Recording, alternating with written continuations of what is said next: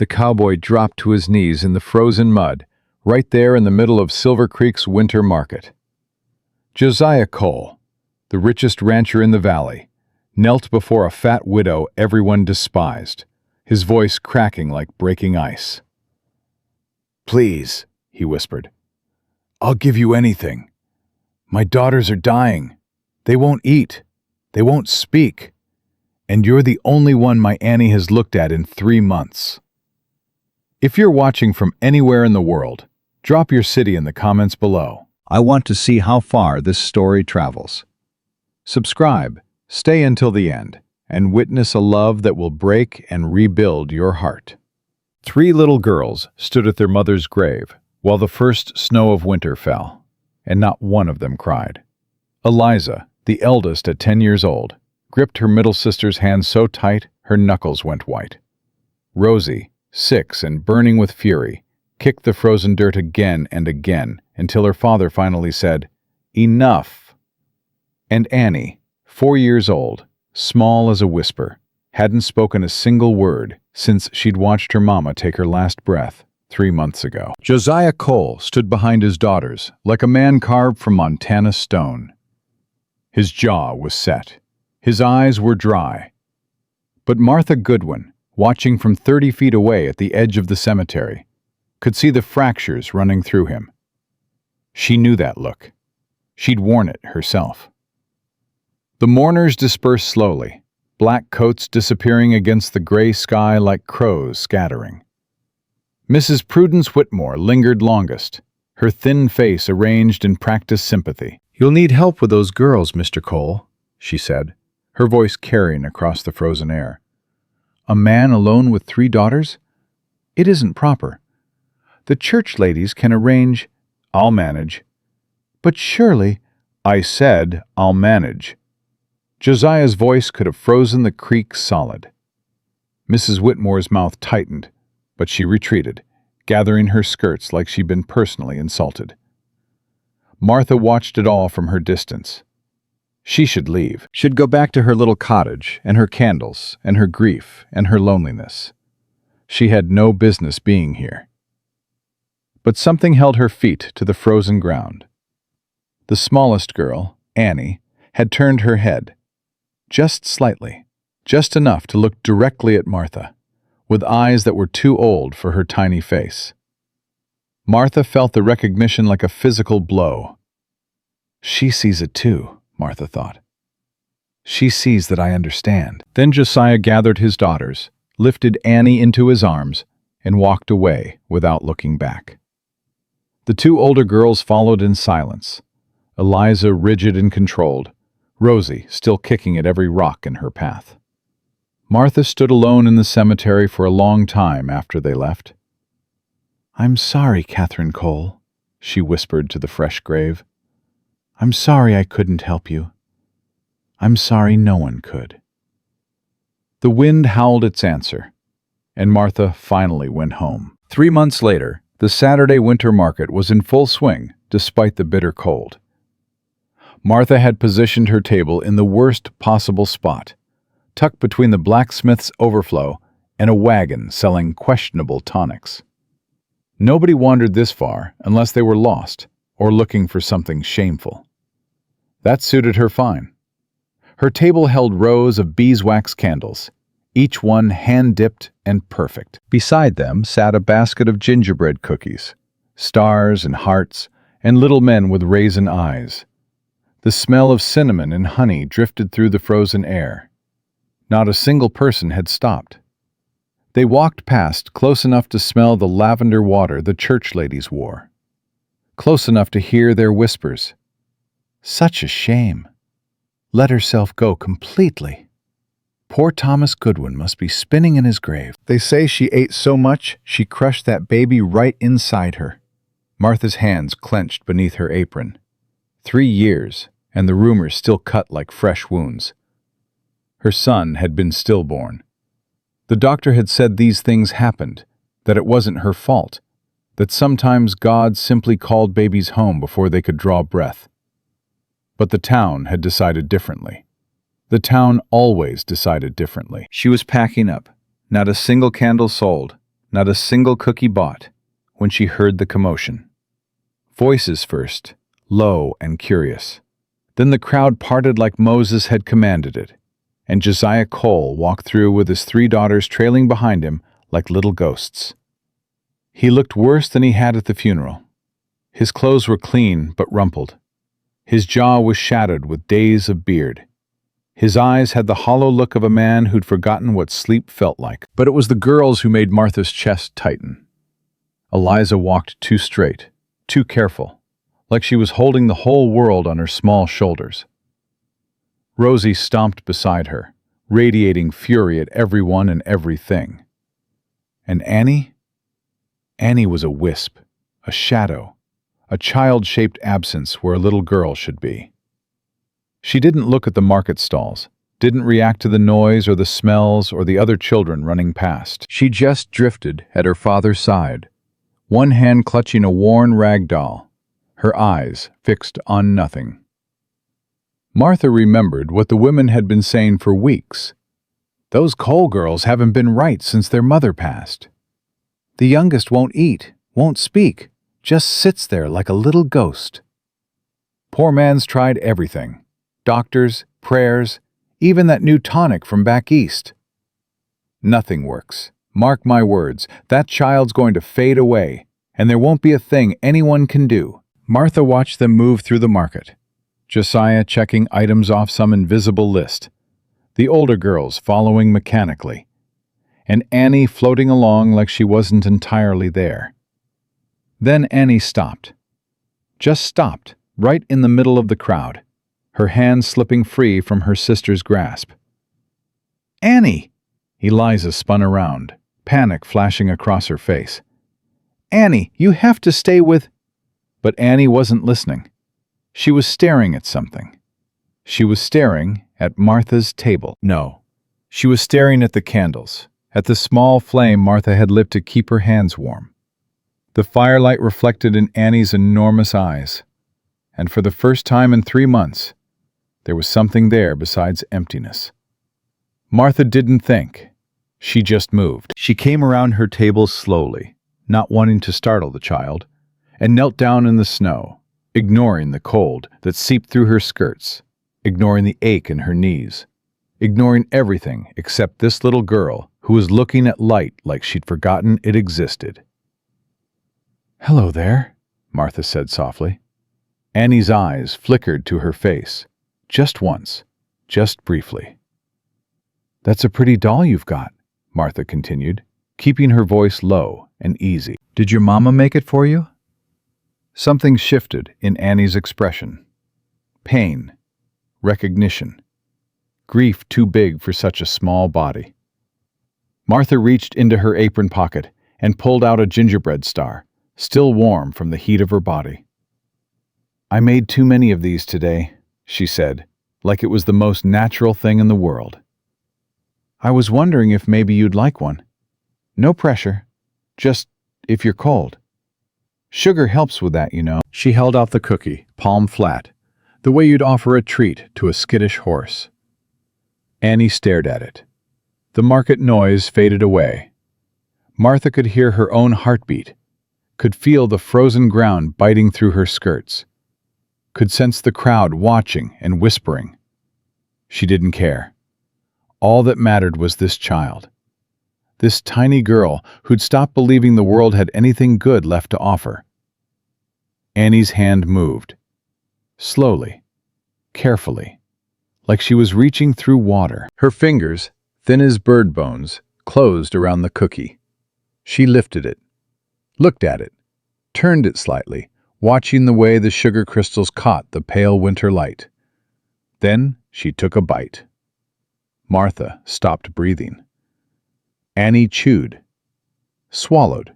Her throat worked, and something flickered in her eyes. Not quite recognition, not quite hope, but something. Something that had been missing for 3 long months. She took another bite. "Annie?" Josiah Cole's voice cracked through the moment. He was suddenly there, dropping to his knees beside his daughter, his face a battlefield of hope and terror. "Annie, baby, you're eating." His hands hovered like he was afraid to touch her, afraid the spell might break. "You're actually eating." Annie finished the cookie, looked at Martha, and her lips parted. "More?" she whispered. The word was barely audible, rough from months of silence. But it was a word. It was her voice. It was the first thing she'd said since watching her mother die. Josiah Cole, the hardest man in Silver Creek, the rancher who'd faced down blizzards and wolves and bankruptcy without flinching, made a sound like something breaking inside him. Martha pulled out another cookie, hands trembling. "Of course, sweetheart. Help yourself." Annie took it, ate it faster this time, reached for a third. And Josiah Cole looked at Martha Goodwin with eyes full of tears and said the words that would change everything. "Please, please, whatever you're doing, don't stop." The whispers started immediately. "Is that the Goodwin widow? What's she doing with Cole's girls?" "Feeding them, looks like." "Well, I suppose she'd know all about eating." Laughter, pointed and cruel. Martha felt it land on her shoulders, familiar as an old shawl. She started to pull back, to stand, to apologize and disappear the way she always did. But Josiah's hand caught her wrist. "Don't," he said. Just that. One word. She looked at him, really looked, and saw a man hanging on by his fingernails. A man who'd been drowning for months and had just felt solid ground under his feet for the first time. "I don't know what you did," he said quietly, "but she spoke. She ate. Do you understand what that means? 3 months of nothing. Doctors, tonics, prayers, and you gave her a cookie and she came back." "I didn't." "You did." His grip on her wrist gentled, but didn't release. "I don't care what anyone says. I don't care what they think. If you can help her, help them. I'll pay anything. Do anything. Mr. Cole, Josiah." His eyes were desperate. "Please, just, please." Martha looked past him to where Annie sat in the snow, methodically eating a fourth cookie, while her sisters watched with identical expressions of shock. Eliza's careful control had cracked. Rosie's anger had shifted into something that looked almost like hope. "I can try," Martha heard herself say. "I don't know if it'll work for all of them, but I can try." Relief flooded his face like spring thaw. "Tomorrow? Can you come to the ranch tomorrow?" "I could bring breakfast. Early, if you'd allow it." "Allow it?" A sound escaped him, half laugh, half sob. "Ma'am, I'd get down on my knees and beg if you asked me to." "That won't be necessary." Martha gently freed her wrist and stood, brushing snow from her skirts. "Just have coffee ready. I'll bring everything else." She started to gather her things, trying to ignore the eyes boring into her back, the whispers growing louder by the second. "Mrs. Goodwin?" She turned. Josiah Cole was still kneeling in the snow, his 3 daughters around him, looking up at her like she was something holy. "Thank you," he said. "I know you don't know us. Know you've got no reason to help, but thank you." Martha's throat tightened. When was the last time someone had thanked her for anything? When was the last time someone had looked at her and seen something other than a cautionary tale? "Don't thank me yet," she managed. "I haven't done anything." "You've done more in 5 minutes than this whole town's done in 3 months. She didn't know how to respond to that. Didn't know how to hold the weight of his gratitude, his desperation, his hope. So she just nodded and walked away, basket clutched to her chest, feeling the whispers follow her like shadows. Martha Goodwin. The voice stopped her cold at the edge of the market. Prudence Whitmore stood in her path, thin and rigid in her black wool coat. 2 other church ladies flanking her like generals in some holy army. "Mrs. Whitmore," Martha kept her voice neutral. "I couldn't help but notice your little performance back there." Prudence's eyes were ice. "Quite the spectacle," kneeling in the snow, feeding that poor child like she was some stray animal. I gave her a cookie, that's all. Is it? Prudence stepped closer, because from where I stood, it looked like something else entirely. It looked like a lonely, desperate woman inserting herself into a grieving family's tragedy. Martha felt heat climb her neck. I was just trying to help. Help? Prudence's laugh was a cold, sharp thing. The way you helped your own child? The one who never drew breath because you couldn't control your appetites?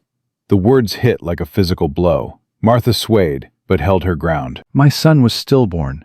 The doctor said... Doctors say many things to spare feelings. Prudence's smile was thin as a blade. But we all know the truth, don't we? A woman your size, carrying a child? It's a wonder you didn't smother the poor thing outright. Tears burned behind Martha's eyes. She would not cry, not here, not in front of this woman. I'm going to help the Cole girls, she said, and her voice only shook a little. Tomorrow, and the day after, and as long as they need me. Then you're a fool. Prudence leaned in close enough that Martha could smell her rose water. Josiah Cole is a desperate man, and desperate men don't think clearly. But when he comes to his senses, when he realizes what kind of creature he's let near his daughters, you'll be right back where you started. Alone. Unwanted. Exactly what you deserve. She swept past, her companions following, leaving Martha standing alone in the cold. That night, Martha didn't sleep. She stood in her small kitchen, barely bigger than a pantry, smelling of wax and honey and the ghosts of 1,000 meals, and baked. Biscuits, cinnamon rolls, a loaf of soft bread that would still be warm by morning. She prepared everything she could think of that might tempt 3 broken children back to life. Her hands moved automatically while her mind spun. What if it doesn't work? What if it makes things worse? What if Prudence is right? She thought about Annie's face, solemn and ancient, carrying grief too heavy for such small shoulders. She thought about Eliza, only 10, trying so hard to hold her family together. She thought about Rosie, 6 years old, and burning with an anger she didn't know how to release. She thought about her own son, the one who'd never opened his eyes, never drawn breath, the one she'd held for 10 minutes before the midwife took him away. I couldn't save you, Martha thought, hands deep in dough, but maybe I can help them. When the sky turned gray with approaching dawn, she packed her basket, wrapped her warmest shawl around her shoulders, and started walking. 5 miles through frozen country. The road to Cole Ranch cut through open grassland, everything covered in white and silver and the pale blue of winter shadows. Martha's breath plumed in the cold, and her feet went numb before she'd walked a mile. But she kept going. What waited at the end was worth any amount of cold. The ranch appeared slowly through the morning mist, a 2-story house surrounded by barns and corrals, smoke rising from the chimney. Horses stamped in the near pasture. A few ranch hands were already at work, and they looked up as she approached, curious but not hostile. The front door opened before she reached the porch. Josiah stood there, Annie in his arms, the other 2 girls crowded behind him.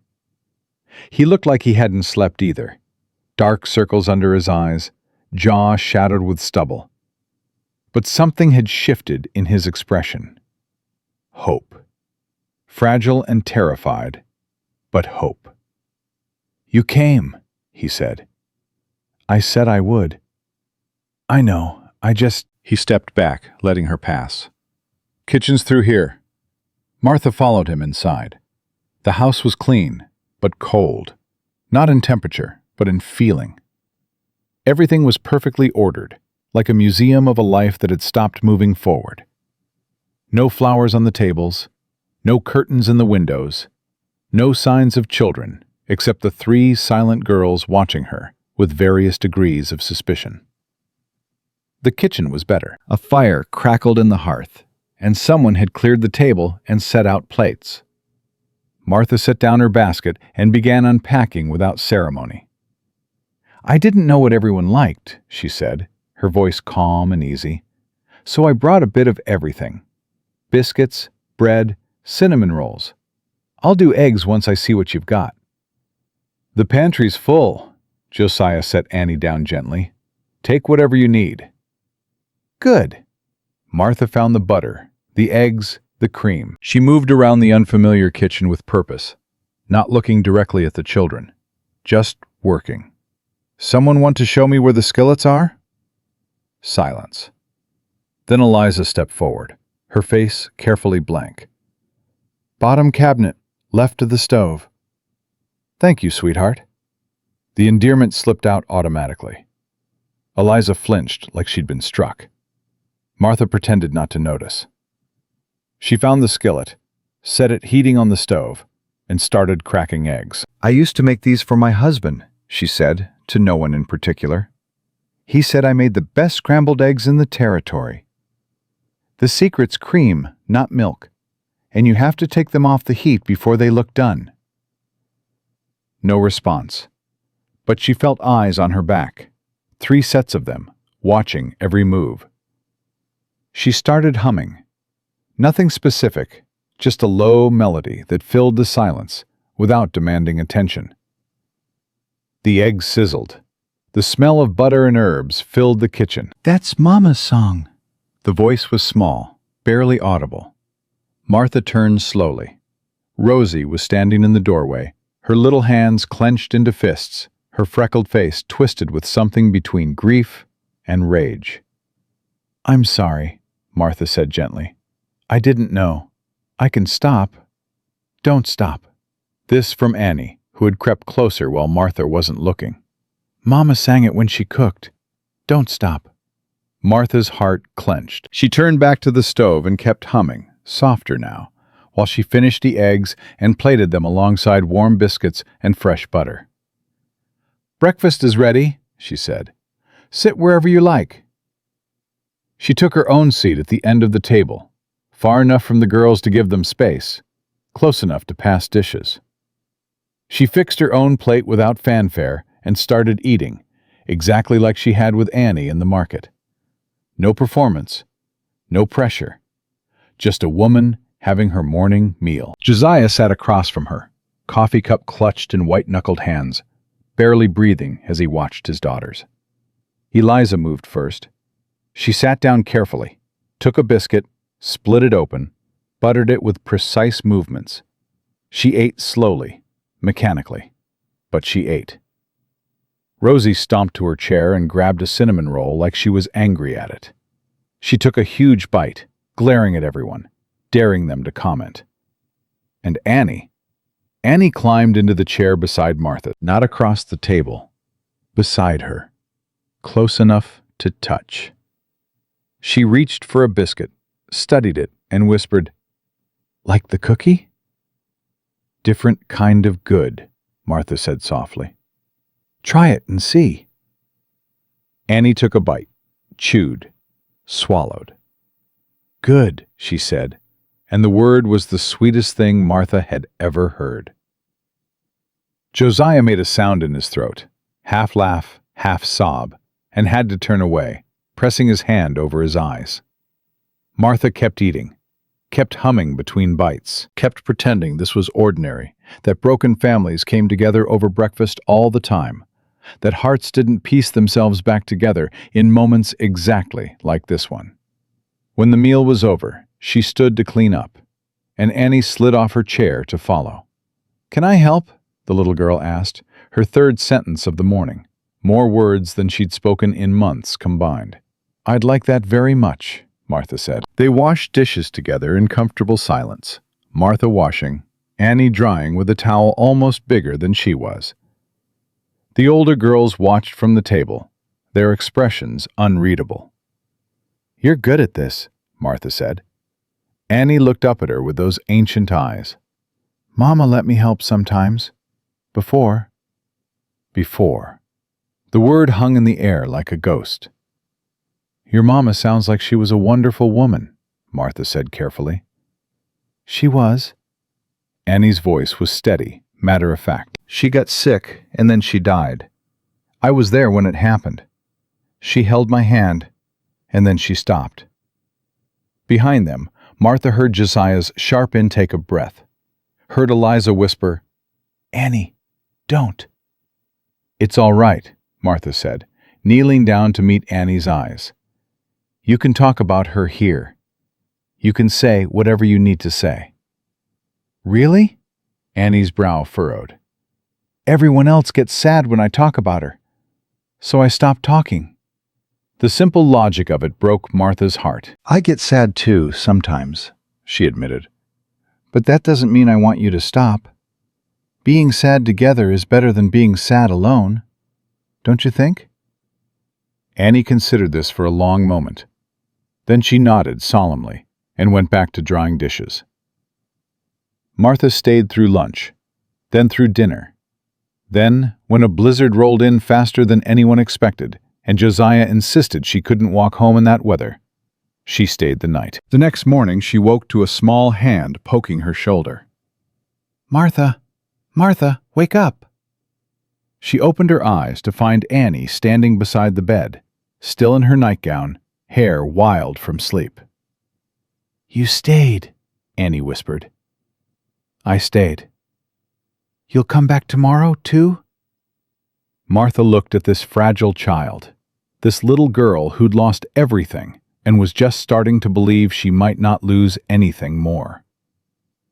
"I'll come back every day," Martha promised, "for as long as you need me." Annie's face transformed. Not quite a smile. It would be weeks before Martha saw a real smile, but something close, something warm. "Papa said you might not," Annie confessed. "He said he hoped you would, but ladies don't always keep promises." "This lady does." Martha sat up and opened her arms. "Come here, sweetheart." Annie climbed onto the bed and into Martha's embrace, her small body warm and trusting. And Martha held her, this child who wasn't hers, this child who might never be hers, and felt something long frozen start to thaw inside her chest. Downstairs, she could hear Josiah moving around the kitchen, hear Rosie's voice raised in argument, hear Eliza's patient attempts to keep the peace. A family, Martha thought. This is what a family sounds like. She'd almost forgotten. "Martha?" Annie's voice was muffled against her shoulder. "Yes, sweetheart?" "I'm hungry." The words, the beautiful, ordinary, miraculous words, made Martha laugh out loud. "Then let's go make breakfast," she said. "I think I saw some bacon in that pantry, and I make the best scrambled eggs in Montana Territory. What do you say?" Annie pulled back, her face serious. "Better than Mama's?" Martha's heart caught. "I don't know, but maybe we can try to make them just as good. Would that be okay?" Annie thought about it, then nodded. Mama would like that. She didn't like people being sad all the time. She said sad was okay sometimes, but you had to eat anyway, because food doesn't wait for feelings. "Your mama was a very wise woman." "I know." Annie slid off the bed and held out her hand. "Come on, Papa burns eggs. He needs help." Martha took the small hand offered to her, bird bones and absolute trust, and let herself be led toward the kitchen, toward a family that wasn't hers, toward a future she hadn't dared to imagine. Behind her, the winter sun crept through the window, painting long golden shadows across the floor. And somewhere, deep in Martha's chest, in the place where hope had frozen solid 3 years ago, something cracked. Something began to melt.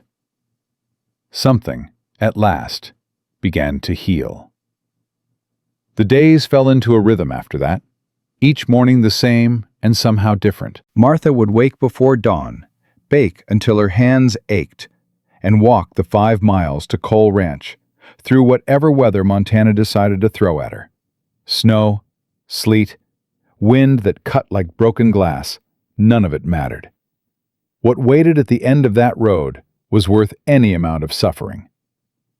By the second week, Annie had stopped counting Martha's visits. She simply expected her to appear, the way she expected the sun to rise or the fire to burn. That trust was the most terrifying gift Martha had ever received. "You're going to wear yourself out," Josiah said one morning, watching her stamp snow from her boots in the doorway. 5 miles in this weather, every single day. It's not sustainable." "I'm fine." "You're exhausted. I can see it in your face." Martha hung up her shawl and moved past him toward the kitchen. "The girls need breakfast." "The girls need you alive and healthy." He caught her arm, gently, carefully, like he was afraid she might shatter. "Martha, please. Let me send someone with a wagon. And give the town more ammunition?" She shook her head. "They already think I'm trying to trap you. Arriving in your wagon every morning would only confirm it." "I don't care what they think. You should." Martha finally met his eyes. "You have a business to run, daughters to raise, a reputation that matters. I won't be the one who destroys all that." Josiah's jaw tightened. "You wouldn't be destroying anything. You'd be saving us. You are saving us." "Papa?" They both turned. Eliza stood in the kitchen doorway, her face carefully blank, but her eyes missed nothing. "Breakfast is getting cold," she said. "Annie's waiting." The moment broke. Martha moved toward the kitchen, and Josiah let her go, but she felt his gaze on her back the whole way. Annie was already at the table, legs swinging, watching the doorway with anxious eyes that brightened the moment Martha appeared. "You came," she said, the same words, every morning, like a ritual she couldn't quite believe. "I came," Martha kissed the top of her head. "I'll always come." Rosie was slumped in her chair, arms crossed, glaring at her untouched plate. The middle child had been the hardest to reach. All that anger coiled tight inside a 6-year-old body, looking for somewhere to explode. "Not hungry," Rosie announced before Martha could speak. "That's all right." Martha sat down and started fixing her own plate. "More cinnamon rolls for me." "I didn't say you could have them." "Didn't say I couldn't either." Rosie's glare intensified. Martha took a deliberate bite of a cinnamon roll, closed her eyes, and made a sound of exaggerated pleasure. These turned out particularly good today. The cinnamon's just right. Sure you don't want one?" "I said I'm not hungry." "And I said that's all right." Martha took another bite. "Your stomach, your choice." The standoff lasted approximately 30 seconds before Rosie's hand shot out and grabbed the biggest roll from the basket. She stuffed half of it in her mouth at once, chewing defiantly, like eating was an act of war. Martha said nothing, just kept eating her own breakfast while Annie giggled beside her. "Rosie's funny," Annie whispered. "She's something, all right." "I can hear you," Rosie said through a mouthful of pastry. "Good. Then you heard me say you're funny, which you are." Martha wiped crumbs from Annie's chin. "Funny and brave and exactly who you're supposed to be." Rosie stopped chewing. Something flickered across her face. Surprise, maybe, or confusion. Nobody had called her brave before. Difficult, yes. Troublesome, certainly. But never brave. "I'm not brave," she muttered. "I'm bad." "Who told you that?" "Everyone." Rosie's voice was small now, the anger draining away. "Mrs. Whitmore said I was a bad influence at school. Said I hit the Miller boy and made him cry." "Did you hit him?" "He said Mama was in hell because she didn't go to church enough." Rosie's chin came up, defiant. "So I punched him in the nose." Martha set down her fork. "Rosie, look at me." The girl looked up, braced for condemnation. "Your mama is not in hell," Martha said firmly. "And anyone who says otherwise is cruel and wrong. You shouldn't have hit that boy. We don't solve problems with fists, but I understand why you did. And that doesn't make you bad. That makes you a girl who loves her mother." Rosie's lower lip trembled. Really? Really. The tears came without warning, sudden and violent, like a dam breaking. Rosie lunged across the table and into Martha's arms, sobbing against her chest, 6 years of anger and grief and loneliness pouring out in a flood. Martha held her tight, didn't shush her, didn't tell her to stop, just let her cry until the storm passed. When Rosie finally pulled back, her face was blotchy and swollen, but something had shifted in her eyes. Something had released. "I'm sorry," she whispered. "Don't be sorry for having feelings," Martha said. "Never be sorry for that." Across the table, Eliza watched with an expression Martha couldn't read. The eldest Cole girl had been the most distant these past 2 weeks, polite but guarded, helpful but never warm. She did everything right, said all the proper things, and gave absolutely nothing of herself away. It worried Martha more than Rosie's anger or Annie's silence ever had. Josiah appeared in the doorway, having clearly heard the commotion. His eyes went to Rosie's tear-streaked face, to Martha's arms still wrapped around her, and something in his expression cracked. "Everything all right?" he asked, his voice rough. "We're fine," Martha said. "Just having a moment." "A good moment or a bad moment?" Rosie answered before Martha could. "A good one, Papa. Martha said I'm not bad. She said I'm brave." Josiah's gaze met Martha's over his daughter's head. The gratitude there was almost too much to bear. "She's right," he said quietly. "You're the bravest girl I know." That was the morning everything started to change. Not all at once. Nothing so simple as that. But in small ways, incremental shifts, the Cole household began to transform. Rosie's explosions came less frequently. Annie spoke more, full sentences now, sometimes even questions. Eliza remained distant, but Martha caught her watching sometimes, studying Martha like she was a puzzle to be solved. The children weren't the only ones changing. Josiah began finding excuses to linger in the kitchen during breakfast. He'd pour himself coffee and lean against the counter, asking Martha questions about her recipes, her childhood, her life before Thomas Goodwin. "You never talk about yourself," he said one morning, while the girls were occupied with a game in the front room. "2 weeks you've been coming here, and I barely know anything about you." "There's not much to know." "I doubt that." Martha kept her eyes on the dishes she was washing. "I was born in Ohio, moved west when I was 17 with my father and brothers. Married Thomas Goodwin when I was 22. Buried him when I was 31. That's the whole story." "What about your baby?" The dish slipped from Martha's hands into the soapy water. She fished it out carefully, buying time. "You don't have to tell me," Josiah said quickly. "I shouldn't have asked." "No, it's—" Martha set the dish aside and gripped the edge of the sink. "His name was Samuel, after my father. He was born 3 winters ago, during the worst blizzard Silver Creek had seen in a decade. He didn't survive. The doctor said, he said sometimes these things happen, that it wasn't anyone's fault, that God just—" She stopped, swallowed hard. "But the town decided differently.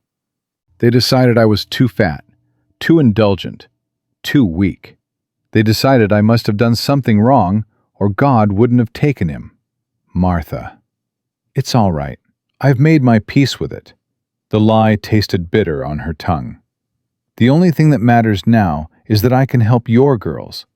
Whatever people say about me, whatever they believe, it doesn't matter, as long as Annie keeps eating, and Rosie keeps talking, and Eliza keeps—" She trailed off. "Eliza keeps what?" The eldest girl was a mystery Martha hadn't solved yet. "Eliza worries me," Josiah admitted, as if reading her thoughts. "The other 2 wear their pain on the outside. But Eliza, she just holds it all in. She was 10 years old when her mother died, and she's been trying to be a grown-up ever since. Someone should tell her she doesn't have to." "I've tried. She doesn't listen." Then maybe she needs to hear it from someone else. Josiah moved closer. Close enough that Martha could smell coffee and leather and something underneath that was just him.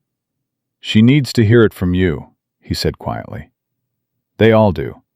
I can provide for them, protect them. But what you give them, the warmth, the patience, the way you make them feel seen, I can't do that. I don't know how. You're their father. You love them. Loving them isn't enough. His voice cracked. I loved Catherine too, and I couldn't save her. Couldn't even comfort her properly at the end. She spent her last hours in agony, and all I could do was hold her hand and watch her slip away. Josiah, I'm not good at soft things, Martha. Never have been. I can break horses and run a ranch and face down any man who threatens my family. But making my daughters feel safe? Making them believe the world won't keep hurting them? That takes something I don't have. He was standing very close now, close enough that she could see the exhaustion in his eyes, the grief etched into every line of his face. You have it, Martha said softly. You just forgot how to use it. Then help me remember. The words hung between them, heavy with meaning. Martha's heart was pounding. She should step back, should put distance between them, should remember all the reasons this was impossible. Instead, she said, I'll try. Josiah's hand came up slowly, like he was afraid of spooking her, and brushed a strand of hair from her face. His fingers were rough with work, gentle with intention. Martha Goodwin, he murmured. How did I get so lucky that you wandered into my life? Luck had nothing to do with it. Annie saw my candles. Maybe. His thumb traced the curve of her cheek. Or maybe God knew exactly what we all needed and put you in that market at exactly the right moment. Martha's breath caught. I'm not sure God thinks much about me these days. Then he's a fool, because you're the closest thing to grace I've ever seen. Before she could respond, a small voice piped up from the doorway.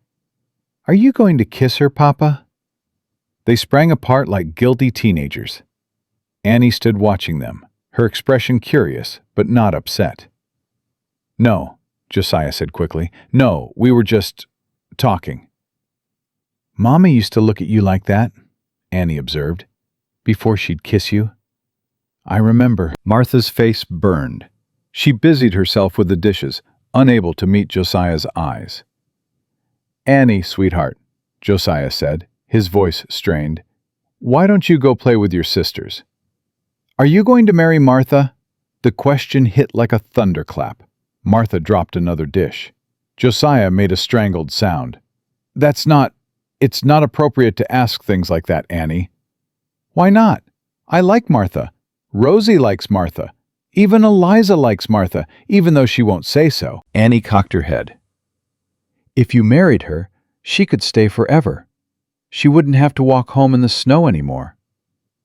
The simple, devastating logic of a 4-year-old. Martha finally found her voice. Annie, marriage is complicated. Your father and I barely know each other, and there are things you don't understand. Like what?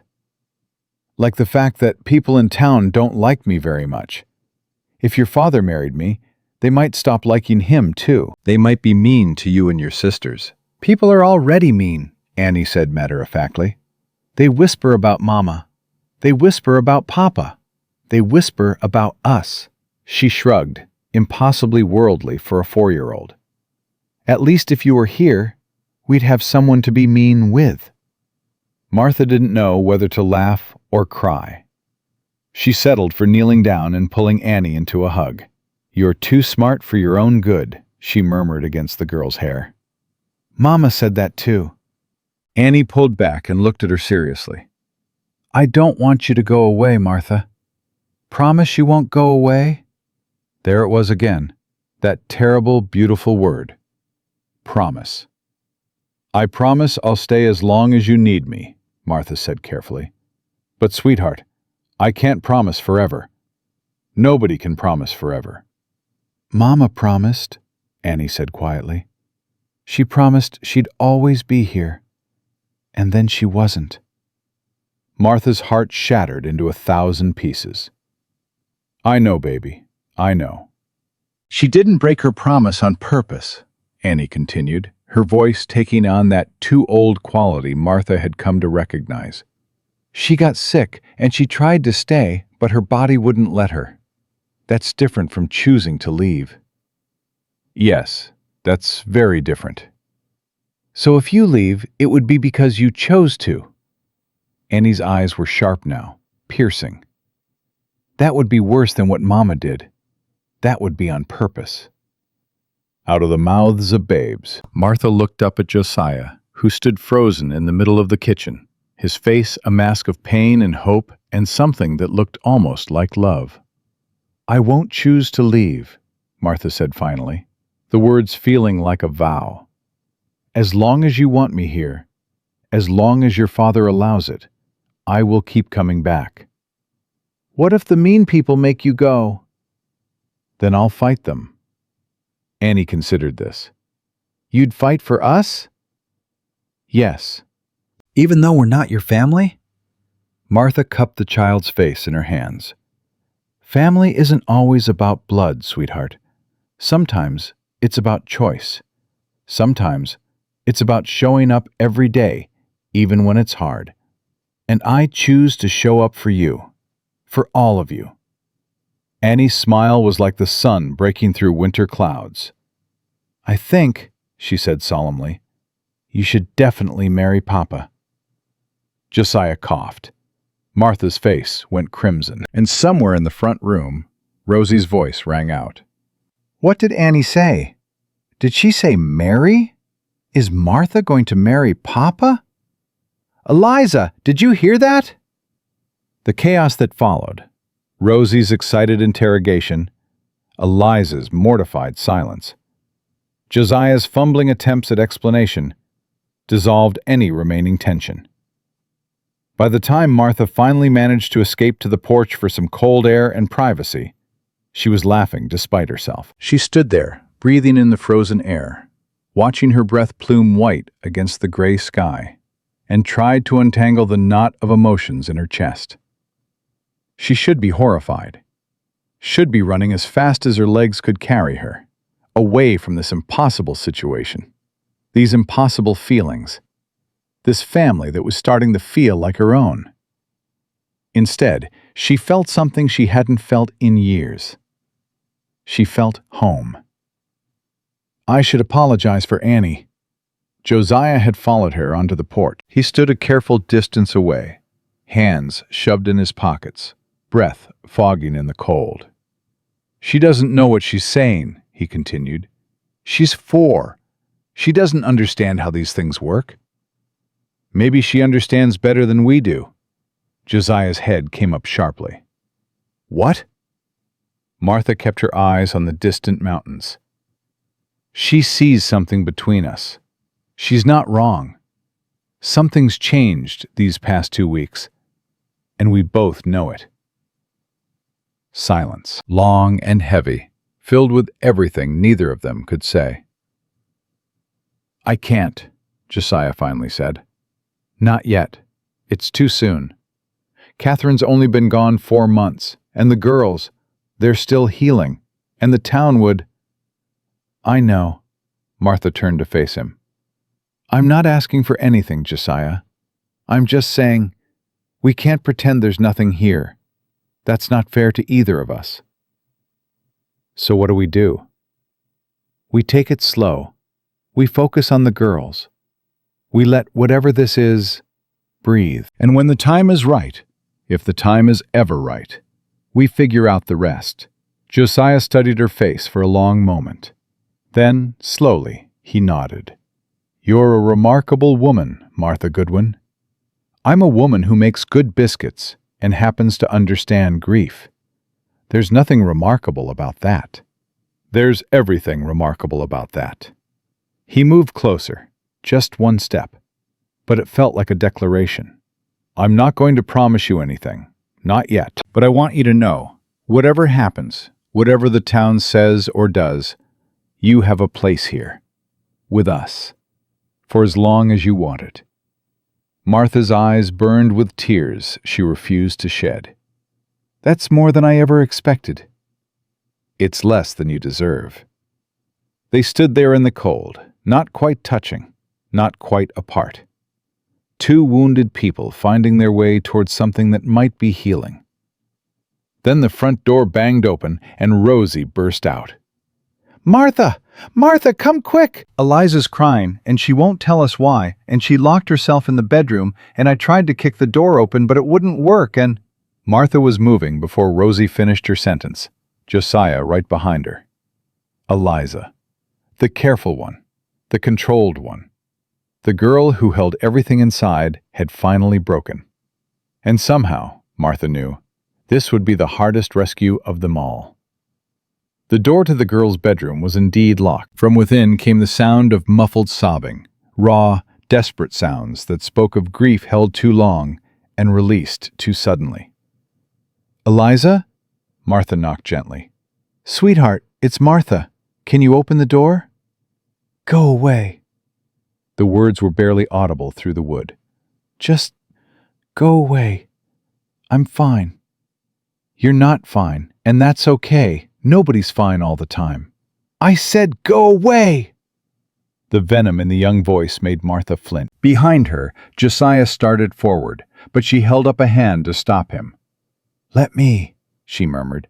"This isn't about you." She slid down to sit with her back against the door, ignoring the cold floor, the awkward position, the ache in her knees. "I'm not going anywhere, Eliza. I'll sit right here until you're ready to talk. No pressure, no timeline. I've got all day." Silence from within, broken only by hiccuping sobs. "Did I ever tell you about my mother?" Martha continued, her voice conversational. "She died when I was 12. Fever took her in the summer, when everyone thought the worst was over. One day she was fine, and the next—" She trailed off, letting the memory wash over her. "I didn't cry at her funeral. Everyone thought I was so brave, so strong. My father kept saying how proud he was of his big girl, holding it together for her brothers, and I just stood there, frozen, because I knew if I started crying, I'd never stop." Behind her, she could feel Josiah's eyes on her back, could feel Annie and Rosie hovering in the hallway, listening. "I held it in for 3 months, Martha said. 3 months of being the strong one, the responsible one, the one who made sure everyone else was okay. And then one day, I dropped a dish, just a stupid dish, nothing important, and it shattered on the floor, and I shattered right along with it." A small sound from behind the door, almost a question.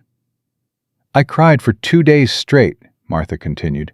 "Couldn't stop, couldn't eat, couldn't sleep, couldn't do anything but cry. My father was terrified. He thought I'd gone mad. But you know what? After those 2 days, I felt better, lighter, like all that grief I'd been carrying had finally found its way out." She leaned her head back against the door. "What I'm trying to say, Eliza, is that it's okay to break. It's okay to stop being strong. You've been carrying your family on your shoulders for 4 months, and you're only 10 years old. That's too much weight for anyone, let alone a child." Silence. Then, slowly, the lock clicked. The door opened a crack, and one red-rimmed eye appeared. "You really cried for 2 days?" Eliza asked, her voice hoarse. 2 days, 3 hours, and approximately 17 minutes. Not that I was counting. A sound escaped Eliza, half laugh, half sob. The door opened wider. The girl looked wrecked. Her face was swollen, her hair disheveled, her carefully maintained composure completely destroyed. She looked, for the first time since Martha had met her, like the child she actually was. "I don't know how to stop," Eliza whispered. "Being strong, taking care of everyone. I don't know how to stop."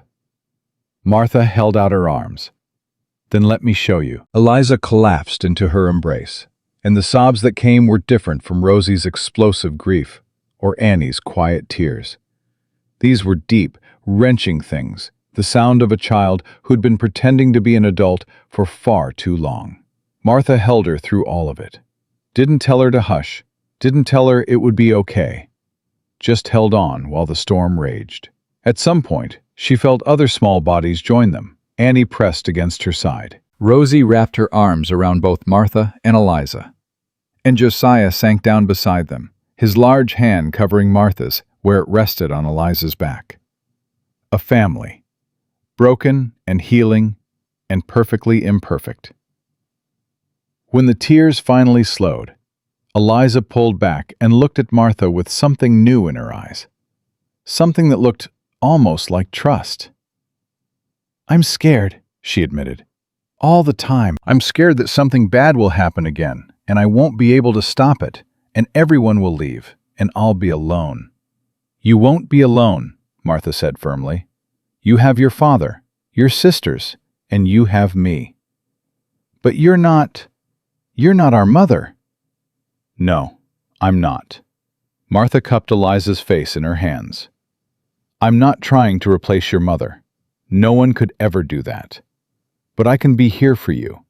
I can help carry the weight. I can give you permission to be a child again. Because that's what you are, Eliza. A child. And children shouldn't have to be strong all the time." Eliza's lower lip trembled. "What if you leave?" "I already promised Annie I wouldn't choose to leave. I'm making you the same promise." "Promises break." "Some do, but this one won't." Martha pulled all three girls close, feeling their hearts beat against hers, feeling their breath warm on her skin. "I'm not going anywhere," she said. "Whatever happens, whatever comes, I'm staying right here. Do you believe me?" Annie nodded immediately. Rosie followed suit. And finally, slowly, Eliza nodded too. "I believe you," she whispered. And Martha Goodwin, holding three children who weren't hers, in a house that wasn't home, felt something click into place in her chest, something that felt like forever, something that felt like family. The trouble arrived on a Sunday, 6 weeks after Martha first knelt in the snow and offered Annie a cookie. She should have expected it. Nothing good ever lasted in Silver Creek. Not for women like her, anyway. But she'd let herself get comfortable, let herself believe that maybe, just maybe, she could have this family, this purpose, this feeling of finally belonging somewhere. She was a fool. The morning started beautifully. Martha had stayed the night again, the fourth time that week, because the snow had been relentless, and Josiah refused to let her walk home in the dark. She woke to Annie's warm body curled against her side, to Rosie's feet somehow wedged under her pillow, to Eliza sleeping peacefully for the first time in months. She woke to something that felt dangerously like happiness.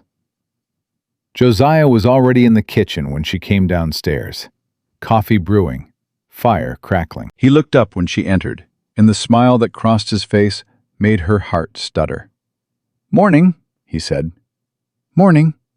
They'd gotten good at this, the small intimacies of domesticity.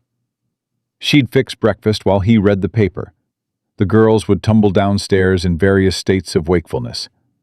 They'd eat together, laugh together, exist together in a way that felt natural and right. Like a family. "Church today," Josiah said, and Martha's stomach dropped. She'd been avoiding church for 3 years. The whispers were bad enough in the market. She couldn't imagine facing them in God's house. "I could stay here, watch the girls while you—" "No." Josiah set down his coffee cup. "We go together. All of us." "Josiah." "I'm tired of hiding, Martha. Tired of pretending we're not what we are." He moved closer, his eyes intense. "Whatever you and I have become, whatever this family is becoming, it's real. And I won't be ashamed of it." "I'm not asking you to be ashamed. I'm asking you to be smart." Smart would have been letting my daughters fade away while the good people of Silver Creek offered prayers and casseroles. His voice hardened. Smart hasn't done me any favors. I'd rather be brave. Martha opened her mouth to argue, but Annie appeared in the doorway, rubbing sleep from her eyes. Are we going to church today, Papa? Josiah looked at Martha. A question, a challenge. She thought about all the reasons to say no. The whispers, the judgment, the way Prudence Whitmore would look at her like she was something scraped off the bottom of a shoe. Then she thought about 3 little girls who needed to see that love was worth fighting for. Yes, she heard herself say, we're going to church. The ride into town was quiet. The girls sat in the wagon bed, bundled in blankets, while Martha sat beside Josiah on the bench seat. His hand found hers somewhere along the way, and she didn't pull back. Let them see, she thought. Let them all see. Silver Creek's church was a small white building at the heart of town, its steeple reaching toward a gray winter sky. By the time they arrived, the yard was already full of families in their Sunday best, greeting each other with the practiced warmth of people who'd known each other too long. The moment Josiah's wagon appeared, the warmth evaporated. Heads turned, whispers started. Martha felt the weight of 100 eyes as Josiah helped her down from the wagon, his hand lingering on her waist, just a moment longer than necessary. Mr. Cole, Thomas Brennan, Josiah's foreman, tipped his hat. Mrs. Goodwin, fine morning for worship. That it is, Tom. Josiah's voice was steady. Girls, say hello to Mr. Brennan.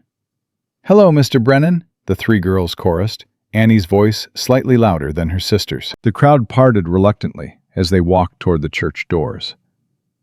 Martha kept her spine straight, her chin high, even as the whispers grew louder. Shameless! In front of those children! Poor Catherine must be spinning in her grave. What does he see in that fat? Enough. Josiah's voice cracked through the murmurs like a whip. He'd stopped walking, his body rigid with barely contained fury. Anyone else have something to say? Speak up. I'd love to hear it to my face instead of behind my back. Silence. Complete and devastating. That's what I thought. Josiah put his hand on the small of Martha's back and guided her forward. Let's go find our seats. They made it inside, found a pew near the middle, settled the girls between them, and for a moment Martha thought maybe it would be all right. Then Prudence Whitmore arrived. She swept in like a queen, her husband the Reverend trailing behind her. Her eyes found Martha immediately, and the smile that crossed her face was the coldest thing Martha had ever seen. Well, well, Prudence said, her voice carrying through the suddenly silent church. Look who's decided to grace us with her presence, and in the company of Mr. Cole and his daughters, no less. Mrs. Whitmore. Josiah's tone could have frozen the baptismal font. I wasn't aware attendance required your approval. It doesn't. But surely you understand how this looks. Prudence gestured at Martha, her lip curling with distaste. An unmarried woman spending nights at your ranch, playing mother to your children? It's hardly appropriate. What's not appropriate is you making a scene in God's house. I'm not making a scene. I'm expressing concern for your immortal soul. Prudence's eyes glittered. And for those poor children being exposed to such influences. Annie tugged at Martha's sleeve. Why is the mean lady talking about you? The innocent question rang through the church like a bell. Prudence's face flushed. I'm not mean, child. I'm trying to protect you. From what? Annie's brow furrowed. Martha makes us breakfast. She reads us stories. She helped Eliza stop being so sad, and Rosie stop being so mad. Why would we need protecting from that? Several people in the congregation shifted uncomfortably. Someone coughed. Prudence's smile turned brittle. Children don't understand the complexities of adult relationships. They don't know what kind of woman Mrs. Goodwin really is. What kind of woman is she?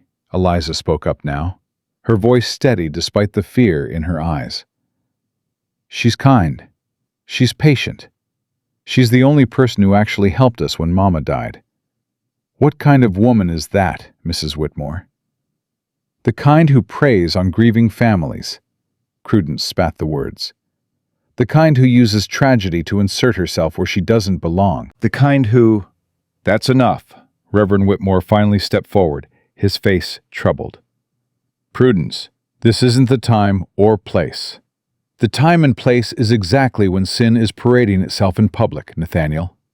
There's no sin here. Josiah rose to his feet, and Martha saw his hands trembling with rage. There's a woman who saved my daughter's lives. A woman who walked 5 miles through snow every day to bring them breakfast. A woman who held them when they cried, and stayed when everyone else left.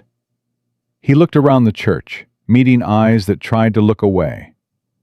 Where were all of you when Eliza was trying to hold this family together at 10 years old? Where were you when Rosie was so angry she couldn't speak without screaming? Where were you when Annie stopped eating, stopped talking, stopped wanting to live? His voice cracked. You brought casseroles, you offered prayers, and then you went home to your own families while mine was falling apart. But this woman you're so eager to condemn, she stayed. She fought for my children when nobody else would. And I will not stand here and let you tear her down for it. The church was absolutely silent. Martha stood slowly, her legs shaking. Josiah, don't... No. He took her hand, right there in front of everyone. I'm done hiding. I'm done caring what they think. I love you, Martha Goodwin. I love you, and my daughters love you. And if this town can't accept that, then this town can go straight to hell. The gasp that went through the congregation was almost comical. Prudence looked like she might actually faint, and Martha felt tears streaming down her face, because no one had ever stood up for her like that. No one had ever chosen her so publicly, so completely, so without reservation. You can't mean that, she whispered. I've never meant anything more. Annie grabbed Martha's other hand. See, I told you Papa loves you. Now you have to marry him. You have to. Despite everything, the staring crowd, the hostile whispers, the precariousness of this moment, Martha laughed. A real laugh, bright and sudden and full of something that felt like hope. You're impossible, she told Josiah. Probably. Will you marry me anyway? The words hung in the air. Martha's heart stopped. You can't be serious. I'm completely serious. He reached someone who would love my family as fiercely as she did. His eyes met hers. I can't think of anyone more worthy than you. Josiah, Martha's voice broke. The whole town is watching. Let them watch. Let them see what love looks like when it's real. He got down on one knee, right there in the middle of the church, surrounded by scandalized whispers and disapproving glares, and 3 little girls holding their breath. Martha Goodwin, will you marry me? Will you be my wife? Will you be a mother to my daughters? Will you let me spend the rest of my life trying to be worthy of you? Martha looked at him, this hard man who'd learned to be soft, this grieving father who'd chosen hope over despair, and felt the last of her walls crumble. Yes, she whispered. Then, louder.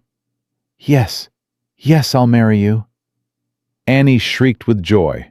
Rosie pumped her fist in the air. And Eliza, careful, guarded Eliza, threw her arms around Martha and held on like she'd never let go. The ring slid onto Martha's finger like it had been waiting for her all along. This is outrageous, Prudence's voice cut through the celebration. Reverend, you can't possibly allow this. You can't sanction a union between this man and that what, Mrs. Whitmore? Reverend Whitmore's voice was quiet, but it silenced his wife immediately. That kind woman? That devoted caretaker? That person who has shown more Christian charity in 6 weeks than most of us manage in a lifetime? Prudence sputtered. She doesn't... Look at her, Nathaniel. I am looking at her. The Reverend's gaze moved to Martha, and there was something like respect in his eyes. I'm looking at a woman who loves those children without condition. A woman who stayed when staying was hard. A woman who is about to become a wife and mother, despite every obstacle this town has thrown in her path. He turned to address the congregation. I've known many of you my entire life. I've baptized your children, blessed your marriages, buried your dead. And in all that time, I've never seen faith demonstrated more clearly than what I've witnessed these past weeks at the Cole Ranch. His voice strengthened. Faith isn't just about Sunday services and proper appearances. It's about showing up for people when they need you. It's about loving the unlovable, welcoming the outcast, seeing dignity in those the world has discarded. He looked directly at his wife. It's about choosing kindness over cruelty, even when cruelty is easier. Prudence's face went white. How dare you? I dare because I'm tired of watching my wife use God's name to justify her prejudices. The Reverend's voice was gentle but unyielding. I dare because 3 little girls found healing through a woman we tried to destroy. I dare because love just won, right here in this church, and I refuse to stand against it. He turned to Josiah and Martha. When would you like to be married? I'm available this afternoon. The murmur that went through the crowd was different now. Less hostile, more confused. Some faces showed shame. Others showed something that might have been the beginning of acceptance. Today? Martha's voice was faint. We can't. There's no preparation, no dress, no... I don't need preparation. Josiah squeezed her hand. I just need you. But the girls... The girls are right here. He looked at his daughters, still clustered around Martha like she was the center of their universe. What do you say? Want to watch Papa get married today? Yes! Annie practically vibrated with excitement. Can I be the flower girl? Can I throw flowers? Can I wear my blue dress, the one with the ribbons? You can wear whatever you want, sweetheart. I want to hold the rings, Rosie announced. That's an important job. I can be trusted with important jobs. Yes, you can. Everyone looked at Eliza. The eldest girl was still holding Martha's arm, her face unreadable. Eliza? Josiah's voice was gentle. What do you think? For a long moment, Eliza didn't answer. Martha's heart clenched with fear. If Eliza said no, if she wasn't ready, if this was too much, too soon, I think, Eliza said slowly, that Mama would have liked Martha. I think she would have been glad someone was taking care of us. I think, her voice cracked, I think it's okay to be happy again. I think Mama would want us to be happy. Martha pulled the girl into her arms, tears streaming freely now. She would, Martha whispered. She absolutely would. The wedding happened 3 hours later. It wasn't fancy. Martha wore her green dress, the same one she'd worn to church that morning. The girls picked winter wildflowers from the field behind the church. Tom Brennan served as best man. Old Bessie Turner, the only woman in town who'd ever shown Martha kindness, stood as her witness. And Prudence Whitmore sat in the back pew, silent and furious, watching her empire of judgment crumble. Do you, Josiah Abraham Cole, take this woman to be your lawfully wedded wife? I do. Do you, Martha Ellen Goodwin, take this man to be your lawfully wedded husband? Martha looked at Josiah, at his daughters, at this family she'd somehow stumbled into, this life she'd never dared to hope for. I do. Then by the power vested in me, I pronounce you husband and wife. Reverend Whitmore smiled. You may kiss your bride. Josiah's kiss was soft and sure and tasted like forever. When they broke apart, Annie was jumping up and down. Rosie was making exaggerated gagging sounds, and Eliza was crying silent, happy tears. I present to you Mr. and Mrs. Josiah Cole, the Reverend announced. "May God bless this union and this family." The applause that followed was thin but genuine. Not everyone joined in, but enough did. Enough to matter.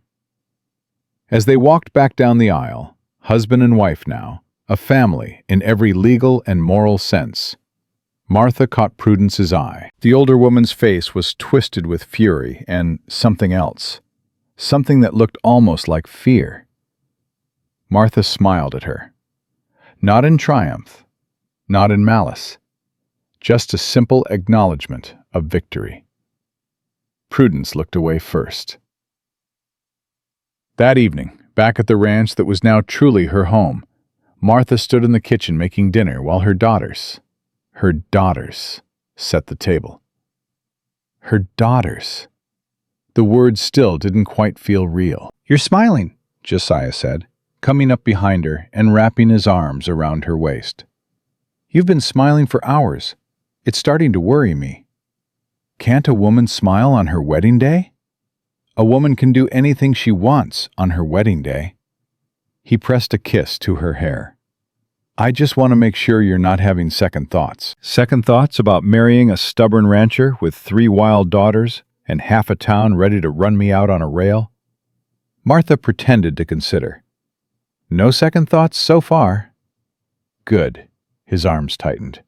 "Because I have no intention of letting you go. Ever." "Careful. That sounds like a promise." "It is a promise." He turned her around to face him, his expression serious now. "I know today was hard. I know Prudence tried to destroy us. I know there'll be more battles ahead, more people who can't accept what we have. I know. But I want you to understand something, Martha." His hands cupped her face. "You're not alone anymore. Whatever comes, we face it together. You and me and the girls. A family." "A family," Martha repeated. "Family dinner," Annie's voice rang out from the dining room. "Everyone come eat. Eliza says the food's getting cold, and Rosie already tried to steal a biscuit." "I did not." "Did too." "I saw you," Martha laughed and pulled away from Josiah. "We'd better go before they destroy the kitchen. They're your daughters now, too. Whatever they destroy, it's half your fault." Joy, but she was still smiling as she walked into the dining room, still smiling as she sat down at the table, surrounded by chaos and noise and love. This was her life now. This was her family. And despite everything, the whispers that would continue, the battles that lay ahead, the constant low-grade fear that she didn't deserve this happiness, Martha Goodwin Cole allowed herself to believe, for the first time in 3 long years, that maybe she did. Maybe she finally did. The peace lasted exactly 12 days. Martha should have known better than to trust it. Happiness had never been something she could hold for long. It always slipped through her fingers like water, leaving her cold and empty. But those 12 days were the closest thing to heaven she'd ever experienced on earth. She woke each morning in Josiah's arms, in a bed that was now truly hers. She made breakfast for her daughters. She still couldn't say it without her heart catching. And listened to their chatter and their laughter and their small, everyday complaints. She learned that Eliza liked her eggs scrambled soft, that Rosie would eat anything covered in honey, that Annie had started asking for seconds without being prompted. She learned what it felt like to be loved. But on the 13th morning, Josiah rode into town for supplies and came back with a face like thunder. "What happened?" Martha asked, meeting him at the door while the girls played in the front room. He didn't answer immediately, just pulled off his gloves, hung up his coat, moved through the motions of coming home without meeting her eyes. "Josiah, talk to me." Prudence has been busy. His voice was flat, controlled in a way that scared her more than anger would have.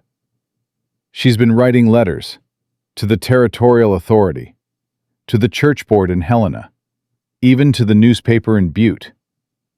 Martha's stomach dropped. Letters about what? About us. About the scandalous circumstances of our marriage. About how I'm an unfit father and you're a... He stopped, jaw clenching. She's calling for an investigation. Claims I've been mentally compromised by grief and that you manipulated your way into our family. That's insane. That's Prudence. Josiah finally looked at her, and the fear in his eyes was worse than anything she'd imagined. She wants to take the girls, Martha. She's petitioning to have them removed from our care. The world tilted. Martha grabbed the doorframe to steady herself. She can't. They're your daughters. Our daughters now. She has no legal standing. She has the church. She has connections. She has a husband who, despite everything, still has influence. Josiah's hands were shaking, and she has 3 years of documented concern about my parenting since Catherine died. Documented concern? Every time she visited with a casserole and I turned her away. Every time she offered to help with the children and I said no. Every time I refused her charity because I knew it came with strings attached. He laughed bitterly. She kept records, Martha. Notes on every interaction. Observations about the girl's behavior. She's been building a case against me for years. Martha's legs gave out. She sank onto the bench by the door, her mind racing. There has to be something we can do. Someone we can talk to. The Reverend. The Reverend is her husband. However much he might disagree with her privately, he can't publicly oppose her without destroying his own position. Then we'll fight. We'll hire a lawyer from Helena. With what money? Josiah's voice cracked. The ranch is barely breaking even. After last year's losses, after the funeral expenses, after everything, I don't have the resources to fight a prolonged legal battle. Then we sell something. The horses, the back pasture, whatever it takes. It won't be enough. He crossed to her, knelt down, took her hands in his. Martha, I need you to understand what we're facing. Prudence isn't just trying to embarrass us. She's trying to destroy us. And she has the power to do it. Martha stared at his face, this face she'd come to love so fiercely, and felt something cold settle into her bones. This is my fault, she whispered. No. Yes. If I hadn't come here, if I hadn't inserted myself into your family, then my daughters would be dead. Josiah's grip tightened almost painfully. Annie wasn't eating. Eliza was breaking under pressure. Rosie was so angry she was becoming dangerous. You saved them, Martha. Whatever happens now, that doesn't change. But if I leave... Don't. The word was sharp, desperate. Don't you dare finish that sentence. If I leave, she loses her ammunition. The improper influence disappears. The scandal dies down. You keep your daughters. And lose my wife? Lose the only person who's made this house feel like a home in over a year? Josiah shook his head violently. No, I won't sacrifice you to appease that woman. I won't teach my daughters that love should be abandoned when things get hard. It's not about what should be. It's about what is. Martha. Mama? They both turned. Eliza stood in the doorway, her face pale, her eyes too knowing for a 10-year-old. I heard you talking, she said quietly. Is the mean lady trying to take us away? Martha opened her mouth to lie, to protect, to do what adults always did when children asked hard questions. But Eliza's eyes stopped her. This girl had watched her mother die, had spent months holding her family together through sheer force of will. She deserved the truth. Yes, Martha said. Mrs. Whitmore is trying to take you away. Eliza's chin came up. She can't. We won't let her. It's not that simple, sweetheart. Why not? Eliza crossed to them, her small hands balling into fists. You're our mama now. Papa married you. We're a family. Doesn't that mean anything? It means everything. But sometimes the world doesn't care about what's right. Sometimes, Then we make it care. Eliza's voice rose. We fight. We tell everyone the truth about what Martha did for us. We make them see. It's not that easy, Josiah said gently. You told me to stop being scared all the time. Eliza turned on him, tears streaming down her cheeks. You told me it was okay to let other people help carry the weight. Well, I'm not scared anymore. And I'm not going to let some mean old lady take our family away just because she's jealous and horrible. Jealous? Martha blinked. That's what Bessie Turner said. I heard her talking to Mr. Brennan at church. Eliza wiped her face with the back of her hand. She said Mrs. Whitmore has been in love with Papa for years. That she was furious when he married Mama instead of her. That she's been waiting for a chance to get back at him ever since. Martha looked at Josiah, who had gone very still. Is that true? Maybe, I don't know. There was a time, before Catherine, when Prudence was... He trailed off, looking sick. I never encouraged it. I never gave her reason to hope. But she's the kind of woman who doesn't need encouragement to believe she's owed something. So this isn't about me at all, Martha said slowly.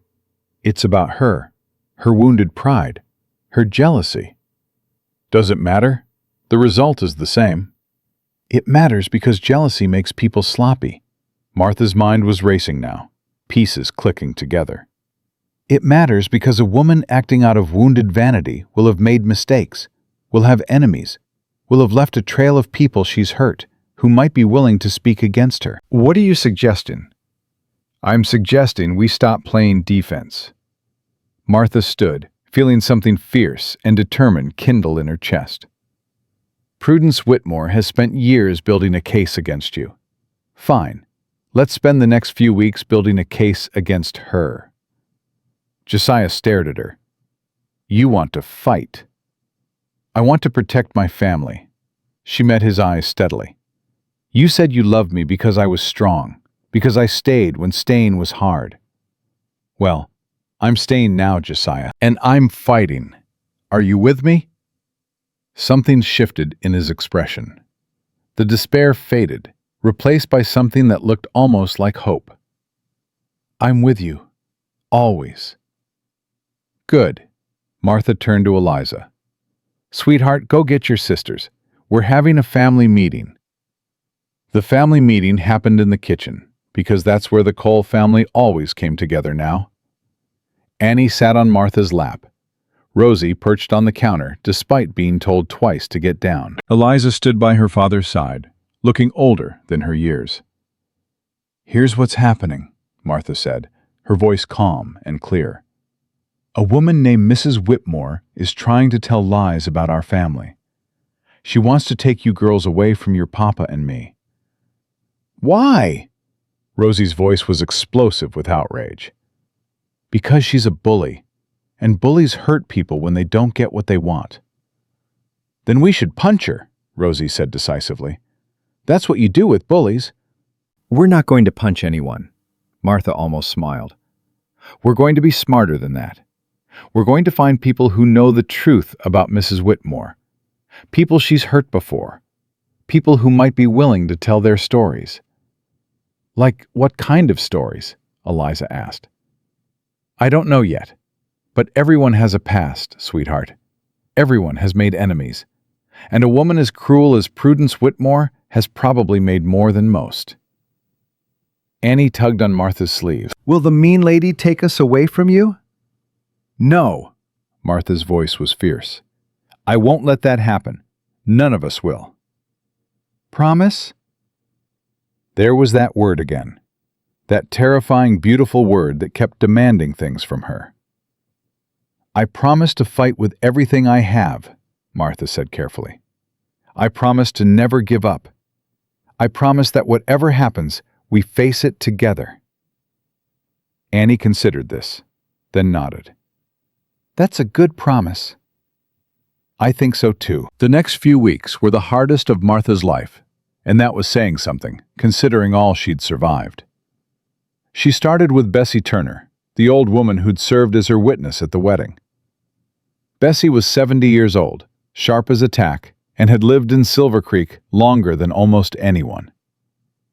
"Prudence Whitmore," Bessie said, sipping tea in Martha's kitchen. "Lord, where do I even start?" "Start wherever you like. I need to know everything." Bessie's eyes glittered. 20 years ago, Prudence was Prudence Harmon. Her daddy owned the general store, same one the Whitmores run now. She was beautiful back then, if you can believe it. Had every young man in the territory sniffing around. Including Josiah? Including Josiah's older brother, actually, William Cole. He was the one everyone expected to inherit the ranch. Bessie's mouth twisted. He died in a riding accident 6 months before he was supposed to marry Prudence. Some folks said it wasn't an accident at all. Martha's blood ran cold. "What do you mean?" "I mean, William Cole told his brother he was having second thoughts about the engagement. Said Prudence wasn't the woman he thought she was. Said he'd seen things that worried him." Bessie shrugged. 2 days later, he was dead. His horse threw him, or that's what they said. You think Prudence had something to do with it? I think Prudence Harmon is the kind of woman who doesn't lose gracefully. I think she'd already planned her whole life around being Mrs. William Cole. And when that was threatened... Bessie let the sentence hang. Nothing was ever proved, mind you. But Josiah's father never trusted her after that. And when Josiah came of age, he made sure his son knew to steer clear. That's why she hates him so much. It's not just rejection. It's the whole family. The Coles took everything from her. The husband she'd planned on. The ranch she'd expected to run. The social position she felt entitled to. Bessie leaned forward. Prudence married Nathaniel Whitmore because he was the only respectable option left. But she's never forgiven anyone for what she sees as her stolen life. Martha processed this, her mind working furiously. Is there anyone else? Other people she's hurt? Honey, there's a whole list. The Miller family. She started rumors that destroyed their daughter's reputation because the girl was prettier than her. The Hendricks. She drove them out of business because they wouldn't extend her credit. I need names. I need people who will talk. Bessie studied her for a long moment. You're serious about this? I'm deadly serious. Then you should know, Prudence won't take this lying down. The moment she realizes you're building a case against her, she'll come at you with everything she has. Let her. Martha's voice was steel. I've survived worse than Prudence Whitmore. The names Bessie provided led to more names, and those names led to others. Martha spent her days traveling to neighboring ranches and homesteads, talking to anyone who would listen, collecting stories of Prudence's cruelty and manipulation.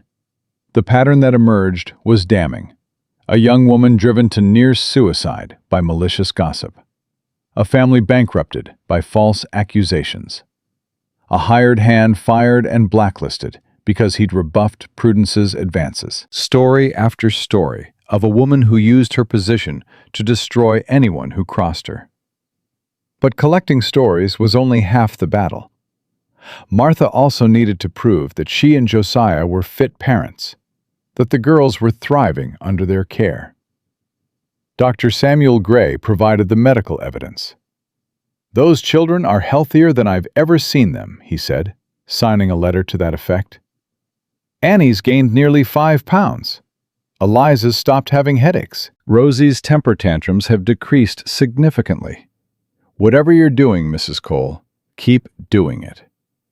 Thomas Brennan provided character testimony. I've worked for Josiah Cole for 8 years, he said. He's the finest man I know. And Martha, Mrs. Cole, she's transformed that household. Those little girls worship her, and they should. She's given them back their childhood. Even Reverend Whitmore, in a quiet moment after Sunday service, offered his support. "I can't publicly oppose my wife," he said, his face troubled. "But I can tell you this. Whatever statements she's made to the territorial authority, I did not sign them. And if it comes to a hearing, I will not lie." "Will you tell the truth?" Martha pressed. The Reverend was silent for a long moment. "I'll tell the truth," he finally said. "God forgive me, but I'll tell the truth." The hearing was scheduled for the first week of December, 2 weeks before Christmas, as if Prudence had deliberately chosen the cruelest possible timing. Martha prepared obsessively. She organized testimonies, gathered evidence, rehearsed arguments. She barely slept, barely ate, ran on nothing but determination and fear. The night before the hearing, she found herself standing in the girls' bedroom, watching them sleep. Annie was curled in a ball, thumb in her mouth, a habit she'd broken months ago, but had recently resumed. Rosie sprawled across her mattress, one arm hanging off the edge, defiant even in unconsciousness. And Eliza lay rigid and still, her face peaceful, but her body ready to spring into action at a moment's notice. Her daughters. Her beautiful, broken, healing daughters. "I won't let her take you," Martha whispered. "I swear it." "They know." She turned. Josiah stood in the doorway, his face half hidden in shadow. "They know you'll fight for them," he continued, moving to stand beside her. "That's why they're able to sleep at all. What if it's not enough? What if we lose? Then we appeal. We fight again. We keep fighting until there's no fight left." His hand found hers in the darkness. "But we won't lose, Martha. I believe that." "How can you be so sure?" "Because I've seen what you can do." He turned her to face him, his eyes intense, even in the dim light. "I've seen you bring my daughters back from the dead. I've seen you face down the whole town's judgment without flinching. I've seen you turn this house from a tomb into a home." His voice dropped. "If anyone can beat Prudence Whitmore, it's you." Martha leaned into him, letting his strength shore up her own. "I'm scared, Josiah." "I know. I've never had anything worth fighting for before. Not really. And now that I do—" "Now that you do, you're terrified of losing it." He pressed a kiss to her forehead. "I understand. I feel the same way." They stood there in silence, holding each other while their daughters slept, gathering strength for the battle to come. The hearing room was smaller than Martha expected.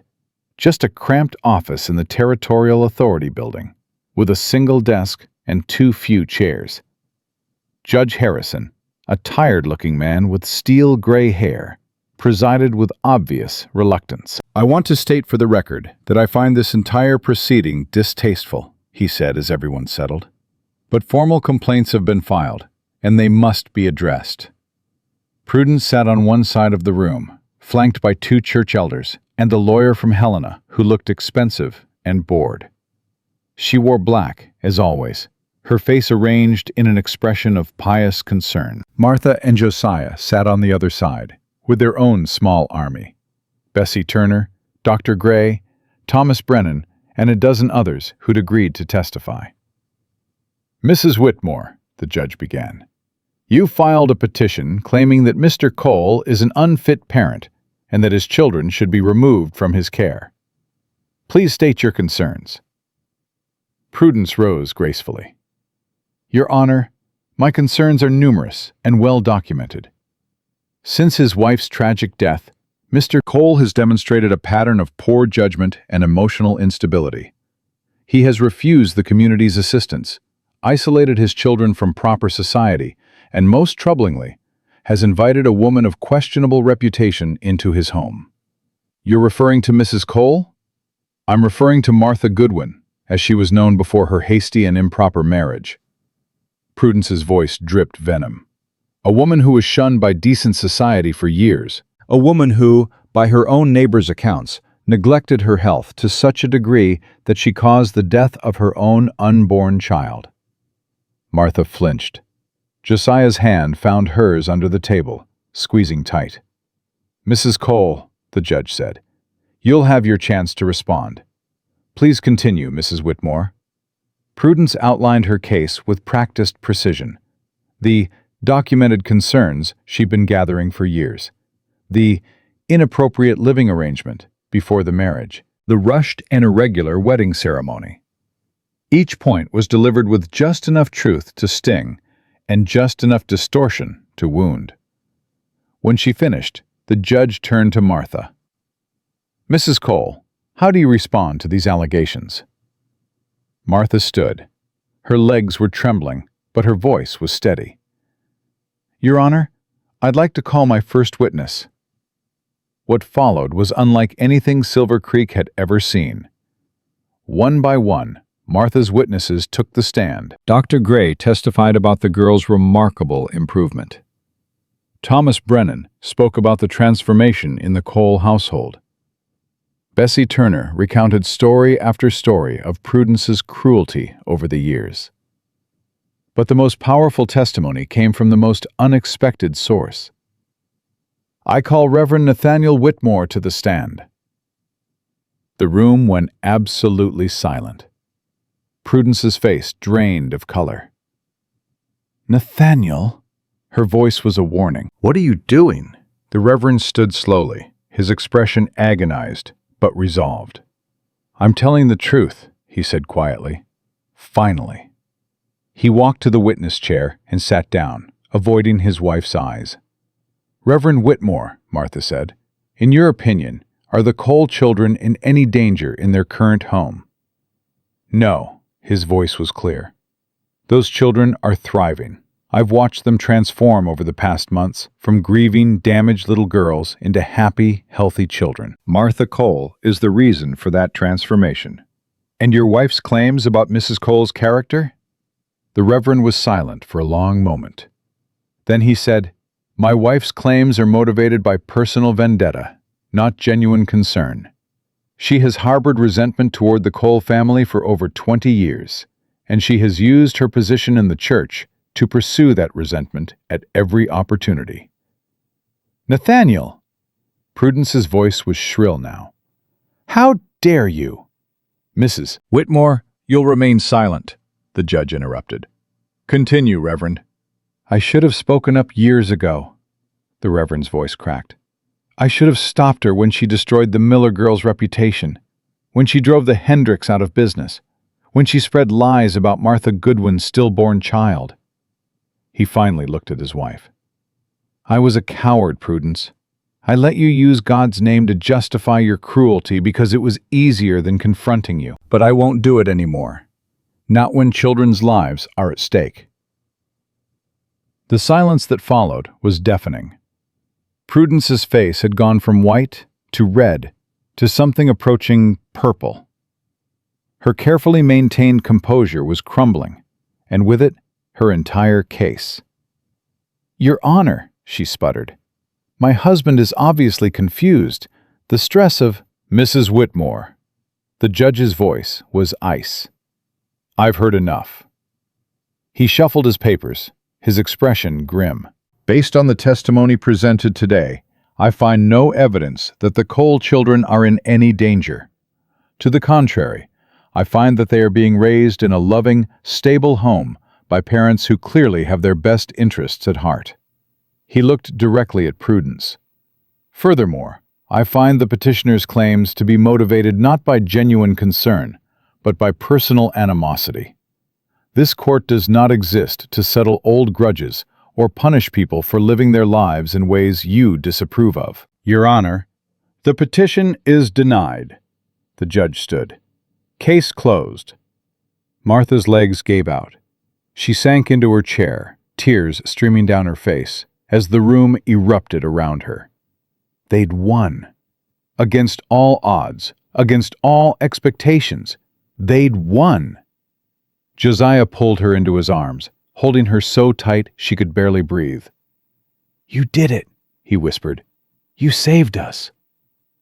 We did it together. No. He pulled back to look at her face. You. All you. You fought for this family when you could have walked away. You built a case when everyone said it was hopeless. You found the courage to stand up in that room and— Josiah, What? Martha smiled through her tears. Take me home. The ride home felt different than any journey Martha had ever taken. The same road she'd walked 100 times, trudging through snow with her basket of baked goods and her desperate hope. The same fields, the same fences, the same mountains rising blue and distant against the winter sky. But everything had changed. She'd won. Not just the hearing, though that victory still felt unreal, still made her hands shake when she thought about how close they'd come to losing everything. She'd won something bigger, something she'd stopped believing was possible years ago. She'd won the right to belong. "You're quiet," Josiah said, his hand finding hers on the wagon seat. Everything all right? Everything's perfect. Martha leaned against his shoulder, feeling the solid warmth of him. I'm just trying to remember how to breathe. Take your time. We've got nothing but time now. The girls were waiting on the porch when they arrived, having been left with Thomas Brennan during the hearing. Annie spotted the wagon first and let out a shriek that probably scared every bird within a mile.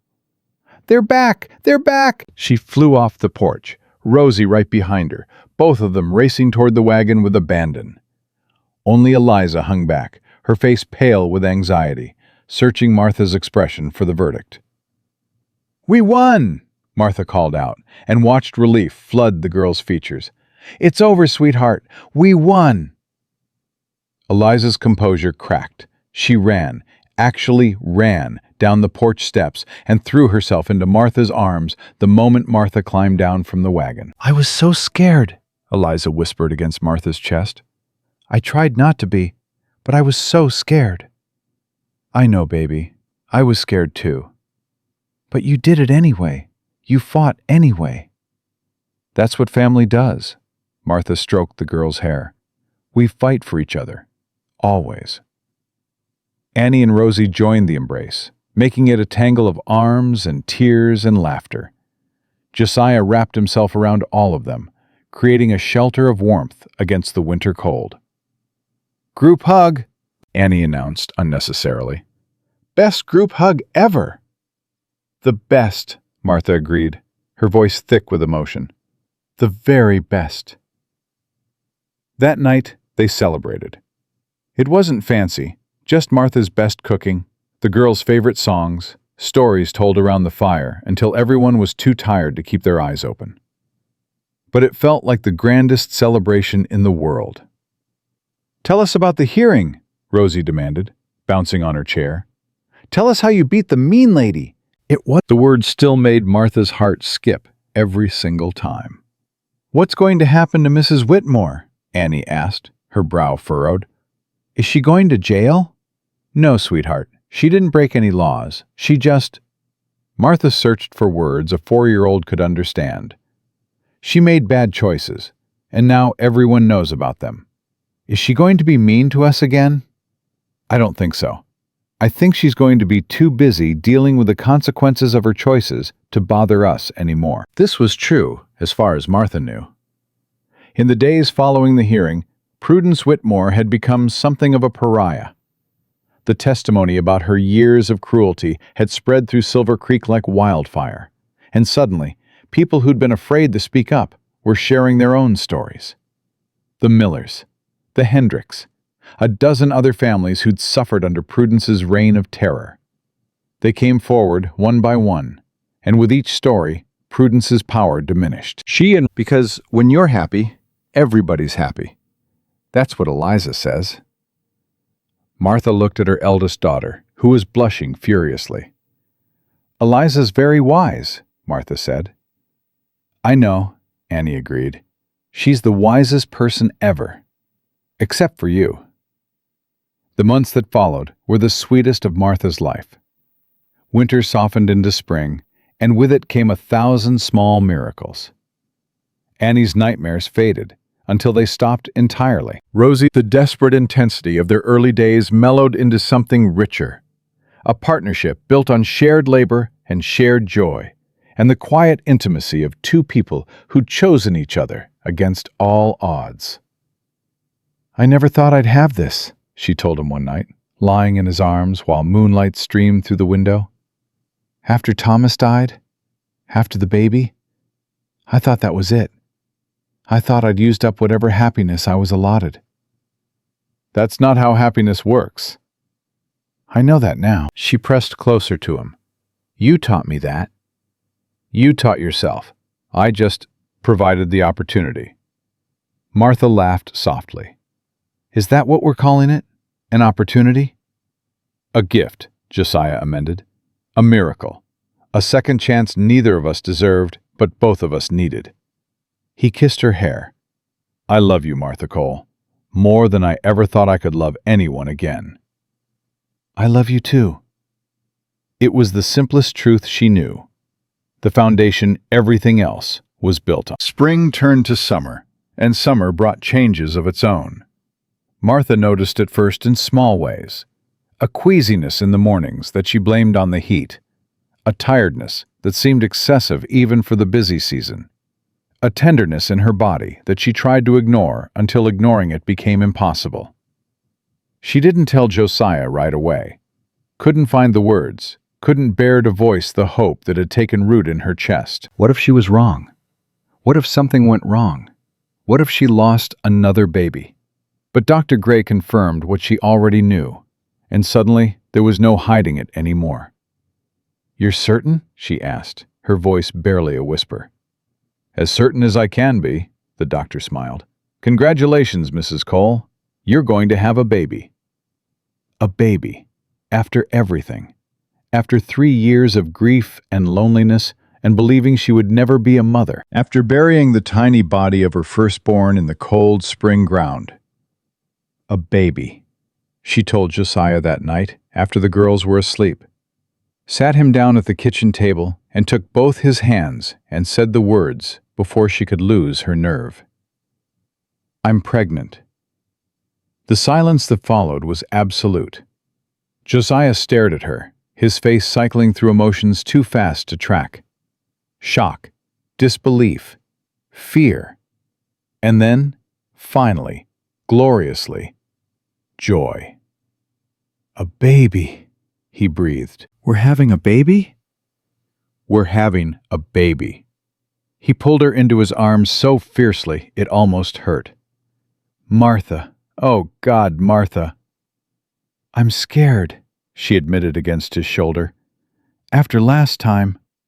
I know. He pulled back to look at her face, his eyes bright with tears. I know you're scared. But this time is different. This time you're not alone. This time you have me and the girls and everyone who loves you. "What if something goes wrong?" Then we face it together. Whatever happens, we face it together. He cupped her face in his hands. That's what family does, remember? Martha let out a breath she felt like she'd been holding for years. "Yes," she said. "That's what family does." Telling the girls was an experience Martha would never forget. She gathered them in the kitchen after breakfast, Josiah at her side, both of them practically vibrating with nervous excitement. "We have something to tell you," Martha began. "You're having a baby!" Annie shouted before she could finish. Martha's jaw dropped. "How did you—" "Eliza figured it out," Rosie said, rolling her eyes. "She said you were acting weird and getting sick in the mornings, and that's what happened before Mama had Annie." Martha looked at Eliza, who was blushing but smiling. "I wasn't sure," Eliza admitted, "but I hoped." "So it's true?" Rosie demanded. "We're getting a brother or sister?" "It's true." The eruption of noise that followed was deafening. Annie screamed. Rosie jumped on her chair. Even Eliza let out a whoop of excitement.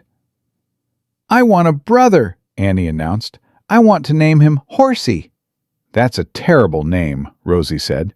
"We should name him Warrior or Dragon." "What if it's a girl?" Eliza asked. "Then we name her Princess Warrior Dragon," Annie decided.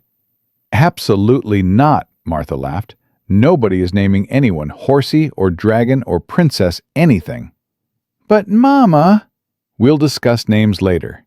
Much later." She pulled all three girls into her arms. "Right now, I just want you to know that this doesn't change anything. You're still my daughters. You're still first in my heart. A new baby is just more love, not less." "We know," Eliza said quietly. "We know you have enough love for everyone." The words hit Martha like a physical force. She hugged her daughters tighter and let the tears come. The pregnancy was hard. Martha was older than most first-time mothers, or rather, older than most mothers who'd never carried a child to term. Her body protested the changes in ways that frightened her. There were days when she couldn't keep food down, days when she couldn't get out of bed, days when the fear became so overwhelming she could barely breathe. But she wasn't alone. Josiah was there every moment he could manage, holding her hand through the hard nights, bringing her tea when her stomach rebelled, talking to the growing swell of her belly like the baby could already hear him. The girls were there too. Eliza took over the cooking without being asked. Rosie assigned herself as Martha's official protector, glaring at anyone who looked at her mother wrong. And Annie, sweet, strange Annie, spent hours with her ear pressed to Martha's stomach, reporting back on what the baby was saying. "She says she wants to come out soon," Annie announced one morning. "She's tired of being squished." "She?" Martha smiled. "You think it's a girl?" "I know it's a girl. She told me her name is Gracie." "Did she now?" "Yep. Gracie Catherine Cole. That's what she wants to be called." Martha's breath caught. Catherine, the name of the woman whose death had brought them all together. The woman whose love still echoed through this family, even now. "That's a beautiful name," Martha managed. "I know," Annie said matter-of-factly. "The baby has good taste."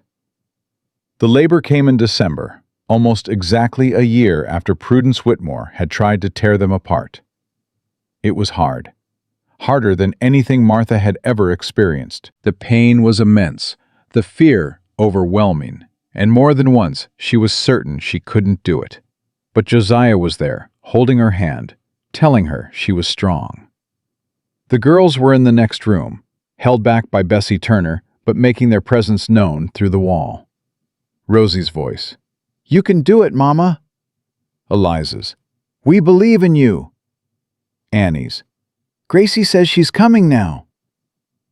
And then, finally, miraculously, the pain ended and a new sound filled the room. A baby's cry. "It's a girl," Dr. Gray announced, and his voice cracked with emotion. "A perfect, healthy girl." Martha reached for her daughter, her fourth daughter now, though the first she'd carried in her own body. The baby was red-faced and squalling, tiny fists waving in outrage at being expelled from her warm sanctuary. She was the most beautiful thing Martha had ever seen. "Hello, Gracie," Martha whispered. "Hello, my love." The door burst open, and three girls poured in, Bessie Turner's protests completely ignored. "Is that her? Is that the baby? Can I hold her? She's so small." "Careful," Josiah warned, but he was smiling, tears streaming down his face. "She's brand new. Be gentle." Annie peered at the baby with intense scrutiny. "That's Gracie," she confirmed. "I told you her name was Gracie." "You did tell us," Martha agreed. "She has Papa's nose," Eliza observed. "And your chin, Mama," Rosie added. "She's going to be so pretty."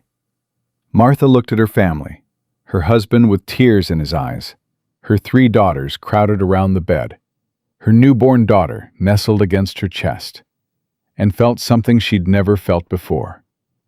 Complete. After all the loss, after all the grief, after years of believing she was meant to be alone, that love always ended in pain, that happiness was something other people got to keep. She was complete. "I love you," she said, not to anyone in particular, to all of them. "I love you so much." "We love you too, Mama," Annie said solemnly. forever and ever and ever. The first year of Gracie's life passed in a blur of sleepless nights and joyful days. Martha had worried, couldn't help worrying, that the older girls might resent the new baby, that they'd feel displaced, forgotten, pushed aside in favor of this tiny, screaming creature who demanded so much attention. She needn't have worried. Eliza appointed herself Gracie's official guardian, learning to change diapers and mix formula, and soothe crying fits with remarkable skill. Rosie became the baby's protector, standing watch over the cradle with fierce determination. And Annie was Gracie's constant companion, talking to her for hours, convinced that the baby understood every word. "She smiled at me," Annie reported one morning. "A real smile, not a gas smile. She said she loves me best." "I'm sure she loves all her sisters equally," Martha said diplomatically. "No, she definitely loves me best. But she loves everyone a lot, so it's okay." Martha couldn't argue with that logic. The town had changed too. With Prudence gone, something had shifted in Silver Creek, a loosening of the rigid judgments that had ruled for so long. People who'd once avoided Martha now stopped to chat. Women who'd whispered about her now asked for her pie recipes. Children who'd been forbidden from playing with the Cole girls now showed up at the ranch every Saturday. Martha would never be entirely accepted. She knew that. There would always be some who looked at her and saw only what she'd been: the fat widow, the woman who'd lost a baby, the cautionary tale. But she'd stopped caring what those people thought. She had a family now, a home. A life so full of love it sometimes overwhelmed her. That was enough. That was more than enough. On the anniversary of their wedding, Josiah found Martha standing at the kitchen window, watching their daughters play in the yard. Eliza was pushing Annie on the rope swing. Rosie was doing cartwheels in the grass. And Gracie, 1 year old now and toddling on unsteady legs, was chasing a butterfly with single-minded determination. "Penny for your thoughts," Josiah said, wrapping his arms around her from behind. "I was just thinking about how lucky I am." "Lucky? A year ago, I was convinced I'd lost everything." Martha leaned back against him. "I thought leaving was the only way to protect you. I almost walked away from all of this." "But you didn't." "But I didn't." She turned in his arms to face him. "Because you came after me. Because you refused to let me sacrifice myself for some misguided notion of what was best." "I couldn't let you go." His voice was rough. I knew if I let you walk away, I'd never be whole again. None of us would." "And now?" Now, he looked past her, at their daughters playing in the golden afternoon light. "Now I can't imagine this family without you. Can't imagine my life without you. You're the heart of this home, Martha. You always have been. Even when I was just the fat widow who made good biscuits?" "Even then." He kissed her forehead. "Especially then." They stood together, watching their children play, holding each other in the warm kitchen that had become the center of their universe. "I want to tell you something," Martha said finally. "What's that?" "I'm pregnant again." Josiah went absolutely still. Dr. Gray confirmed it yesterday. We're going to have another baby." For a long moment, he didn't speak. Then a laugh burst out of him, bright and joyful and utterly free. "Another baby," he said. "Another miracle." Are you happy? "Happy?" He lifted her up and spun her around, right there in the kitchen. "Martha, I'm the happiest man alive. How could I be anything else?" She laughed too, wrapping her arms around his neck, letting him spin her until they were both dizzy. This was her life now. This was her family. Not perfect. Nothing was ever perfect. There would be hard days ahead, struggles and setbacks and moments of doubt. But there would also be this: love that grew bigger instead of smaller. Joy that multiplied instead of divided. A home that always had room for more. Outside, Annie's voice rang out. Mama, Papa, Gracie caught the butterfly. Come see. Martha pulled away from Josiah, still laughing, and they went to see. 4 daughters now, soon to be 5, or maybe a son. A husband who loved her exactly as she was. A life she'd never dared to dream of. And it had all started with a cookie. A single star-shaped cookie offered to a silent little girl on a frozen winter day. A small act of kindness that had cracked open a door Martha thought was permanently sealed. She'd learned something important in the years since that moment, something she wished she'd understood earlier, but was grateful to know now. Love wasn't something you earned by being good enough, or pretty enough, or thin enough. It wasn't a reward for following rules, or meeting standards, or being what other people thought you should be. Love was a gift you gave and received freely. A choice you made every single day. A fire you tended with patience and courage, and the willingness to keep showing up, even when it was hard. Martha had spent 3 years believing she wasn't worthy of love. Believing the whispers and the judgments and the cruelty of small-minded people who'd decided her grief made her less than human. She'd been wrong. She was worthy. She'd always been worthy. And now she had a family who reminded her of that truth every single day. Mama, look! Annie was holding up a bright blue butterfly, cupped gently in her small hands. Isn't she beautiful? She's beautiful, Martha agreed. I'm going to let her go now. She has a family to get back to.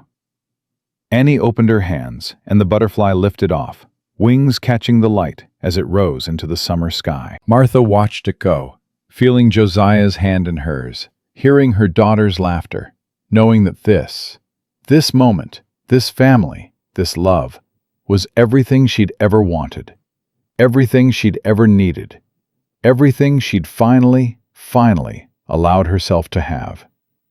The fat widow everyone had mocked had become the mother everyone admired.